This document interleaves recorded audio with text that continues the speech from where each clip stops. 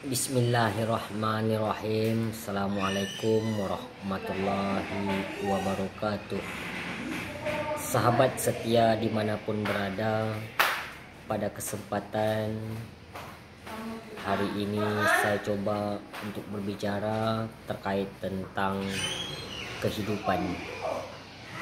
Sahabat setia dimanapun berada, hidup adalah fitrahnya makhluk, dan akhirnya setiap kehidupan ada sebuah kematian. Setiap makhluk pasti mengalami sebuah kematian ketika dia hidup, dan tidak pernah ada kematian tanpa kehidupan dan ada kehidupan tanpa kematian. Hidup dan kematian adalah dualisme yang tidak bisa dipisahkan.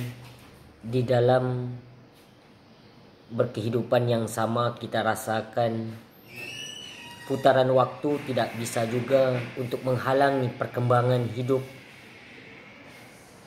Putaran waktu tidak bisa untuk menjadikan diri kita sebagai ukuran hidup yang sempurna dan tidak sempurna. Waktu adalah bicara soal kesempatan, dan tidak semua orang mampu untuk menggapai kesempatan itu ketika dirinya masih punya kesempatan dalam menjadikan kepribadiannya yang lebih baik. Karena hidup adalah sebuah pilihan yang coba berpikir tentang kehidupannya untuk lebih baik, maka dia menghargai waktu untuk menjadi dirinya kepribadian yang lebih baik.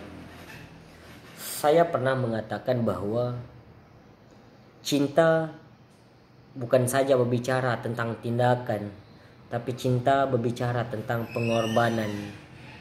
Cinta bukan saja berbicara tentang harapan, tapi cinta juga berbicara tentang kejujuran.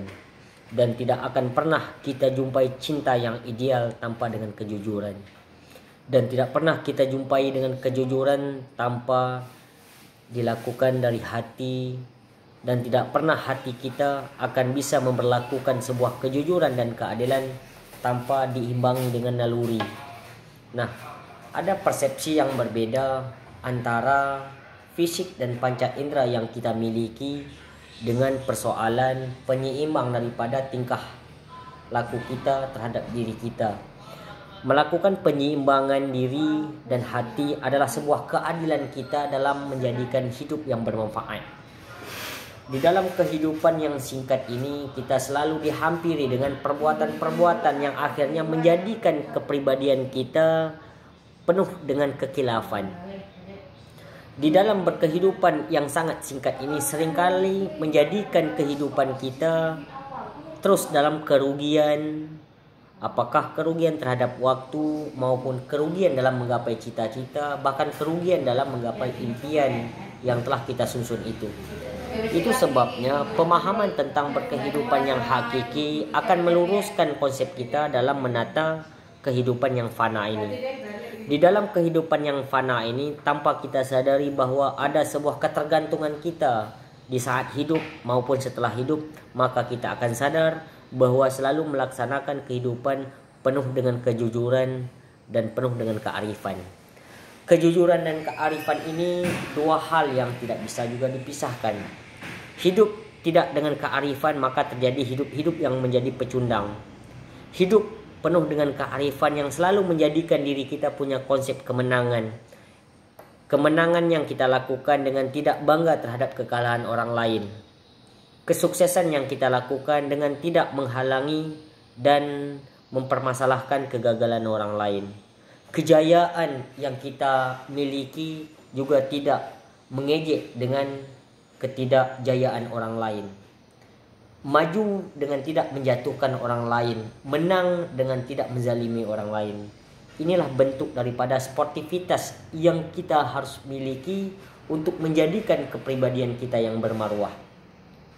Kepribadian yang bermarwah tidak cukup dengan polesan kata-kata semata, tapi harus diimbangi dengan tindakan, dengan etika, dengan moral, dengan tingkah laku, Kejujuran dan keikhlasan juga tidak cukup disampaikan dengan kata-kata. Dibutuhkan kerja nyata dan pandangan yang murni tentang yang benar itu benar dan salah itu salah. Keberanian dalam mengkritisi yang benar itu benar dan yang salah itu salah adalah sebuah hal yang harus kita pisahkan di dalam berkehidupan kita. Sehingga hidup berani untuk mengatakan yang salah itu salah dan benar itu benar tidak semua orang bisa. Tetapi menjadi penonton di saat ada kesalahan dan bangga di saat terjadi kebenaran itu banyak orang bisa. Tapi ketika dia terus mengkritisi setiap kesalahan dan mengapresiasi setiap kebenaran, inilah makna idealnya hidup profesional yang akhirnya mampu untuk menjadikan diri dia berdiri di tengah-tengah garis sebuah kehidupan, penyeimbang, penyubur tanaman yang gersang, pemanjang barang yang terpendekkan, penyambung barang yang terputuskan, perekat, lem perekat di dalam berkehidupan ini mesti kita miliki. Yang sesungguhnya di dalam kehidupan kita penuh dengan politisir-politisir yang akhirnya mampu membuat diri kita sendiri terzalimi. Untuk itu kita selalu mengatakan bahwa ada sebuah tindakan etika moral yang mesti kita jalankan meskipun banyak orang yang tersakiti. Tapi percayalah, ukuran orang-orang tersakiti tergantung siapa dan sudut mana dia memandang. Ketika kita memahami konsekuensi dan risiko berkehidupan, yang suka tidak suka, mau tidak mau selalu berbenturan dengan kepentingan orang lain, di situ kita diuji. Bagaimana kita menjalani kehidupan kita dengan konsep dua tadi. Yang pertama, saya selalu mengatakan bahwa bagaimana mengambil rambut di dalam tepung. Ini konsep pertama. Artinya apa? Rambut tidak putus, tepung tidak berserai. Ini konsep kehidupan yang mesti kita gunakan untuk menjadikan kepribadian kita kepribadian solusif. Persoalan dengan tidak menyinggung orang lain, tapi kebenaran yang kita sampaikan menjadi introspeksi dan evaluasi diri mereka. Kita juga butuh dengan kritikan-kritikan itu untuk melakukan perbaikan terhadap perbaikan diri kita. Kita butuh dengan introspeksi diri untuk kembangkan jati diri kita yang sebenar-benarnya. Sehingga kita coba untuk damai dalam kehidupan yang kian fana ini. Ini yang pertama. Menjadikan kepribadian kita mengambil rambut di dalam tepung. Rambut tidak putus dan tepung tidak berserai. Yang kedua, kehidupan kita jadikan sebagai main layang-layang. Bagaimana kita main layang-layang ketika angin terlalu kencang, kita coba untuk turunkan sedikit. Ketika angin sudah tidak ada, kita naikkan sedikit. Ini penyeimbangan kehidupan kita yang kian mendapat benturan-benturan. Karena benturan adalah fitrah daripada kehidupan kita, resiko daripada kehidupan kita tidak bisa menghindarkan. Tapi kejeniusan kita, kecerdasan kita, dan kearifan kita menyelesaikan benturan-benturan kehidupan yang akhir membuat orang lain senang dan diri kita juga senang. Ini adalah kepribadian yang solusif yang mesti kita miliki. Meskipun tidak semua orang bisa, tapi ini menjadi panutan bagi hidup kita. Bagaimana membahagiakan orang lain atas kehadiran kita, dan kehadiran kita bukan sebuah solusi yang mampu menjadikan timbul masalah baru atas kepribadian dan menjalani kehidupan kita sehari-hari. Sahabat setia dan sahabat yang baik hati, kembali kita bicara tentang sebuah konteks kedamaian di dalam hidup. Kedamaian di dalam hidup memang sebuah impian setiap manusia, tapi tidak semua orang bisa hidup damai karena resiko dan konsekuensi yang dia hadapi mengharuskan dia tidak mudah untuk menggapai kedamaian itu. Untuk itu ada hal yang perlu kita pahami di dalam mendamaikan hidup yang berkehidupan ini. Yang pertama tentunya berbicara tentang naluri. Apa itu naluri?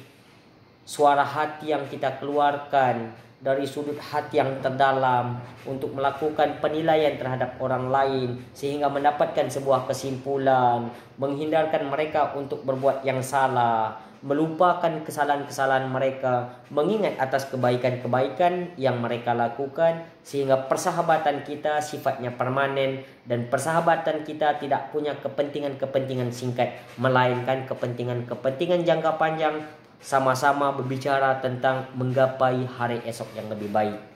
Ini adalah modal utama kita untuk menjadi diri kita berdamai dengan lingkungan, berdamai dengan alam, serta berdamai dengan sahabat-sahabat di sekeliling kita, yang sesungguhnya itu adalah ukuran daripada hidup yang penuh dengan kesuksesan dan kejayaan. Banyak orang kaya di sekeliling kita yang kita lihat, namun mereka penuh dengan berantakan berumah tangga, penuh dengan konflik bersama sahabat dan karib, penuh dengan konflik di mana-mana. Tetapi mereka terasa kaya, padahal kekayaan itu tidak punya nikmat, yang akhirnya sedikit lambat laun dia akan jatuh, dan di saat jatuh dia akan sadar betapa perbuatan kerakusan, perbuatan ketidaksadaran dia justru itulah yang menjatuhkan dirinya dari kesuksesan menjadi pecundang. Sahabat setia dimanapun berada, saya orang yang bangga terhadap kebahagiaan orang lain, dan juga sadar bahwa saya tidak mampu untuk menggapai kebahagiaan itu. Tapi paling tidak kebahagiaan dan kesuksesan orang lain adalah bagian daripada kebahagiaan dan kesuksesan saya sendiri. Meskipun penderitaan yang saya hadapi tidak banyak orang yang menyadari itu. Demikian sahabat yang budiman, untuk memahami makna kehidupan kita agar berdamai dengan lingkungan kita, yang insya Allah lambat laun kesuksesan dan kejayaan akan menunggu kita. Percaya bahwa hidup adalah fitrah kebahagiaan, bukan bicara tentang fitrah kegagalan. Ketika kita hidup berbicara tentang sebuah kegagalan, maka kita tidak akan pernah berkembang, yang akhirnya kita penuh dengan krisis demi krisis.